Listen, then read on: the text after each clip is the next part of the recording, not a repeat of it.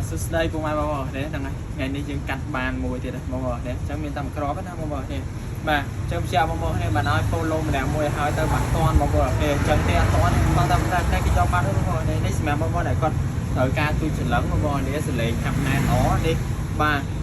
មែនតើប្រភេទ Booska បងប្អូននេះ brand របស់ជប៉ុន 100% បងប្អូននេះបាទ550វ៉ាន់បងប្អូននេះមើល condition គេបាទកាន់មកឃើញស្អាតមែនតើអានេះ98%បាទ98ទៅ99%អានេះគាត់តឹមប្រើបាទអានេះគាត់ទិញមុនចូលឆ្នាំមួយថ្ងៃបងប្អូននេះតឹមប្រើឥឡូវវាយដូរអាហ្នឹងបងប្អូននេះវាយដូរឲ្យក្នុងកេះមកទឹកអីមកស្អាតតែម្ដងបាទគាត់វាយដូរសេរីបងប្អូននេះបាទយកសេរីគូសជាងនឹងតិចបាទហ្នឹងហើយអានេះសលេងនៅអែមខ្លាំងមែនតើខ្ញុំតេស្តសលេងតិចតាក្នុងទឹកនេះគឺតែសលេងបែបមិនគេថាបែបសលេងបែបអត់ទេបងប្អូននេះហាប់ណែនល្អហើយរបស់ស្ពន 100% បងប្អូននេះបាទខ្ញុំតេស្តសលេងឲ្យស្ដាប់តិចបាទ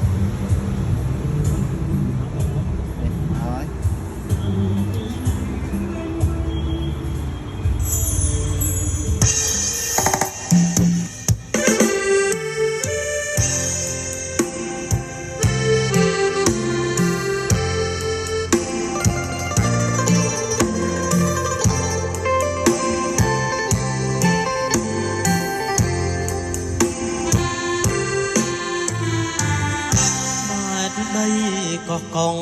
អនលងស្នេហ៍កម្មរត់មកជូឆ្នាំ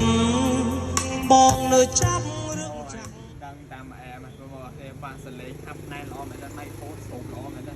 បាទឆែកគាត់1 2 3បាទសួរជ្រៀងបងប្អូននេះបាទឯកោវិញលោះស្អាត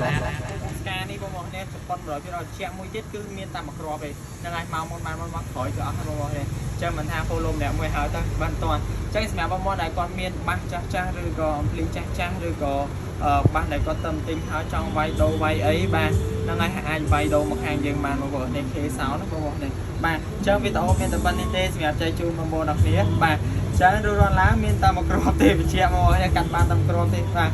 ចូលឆ្នាំហើយនេះបងប្អូននេះបាទ Booska បាទ brand ជប៉ុននេះបងប្អូននេះទុកសូបាទ brand ជប៉ុន 100% ហ្មងបងប្អូននេះបាទសលេងហាប់ណែនល្អបាទស្អាតតែម្ដង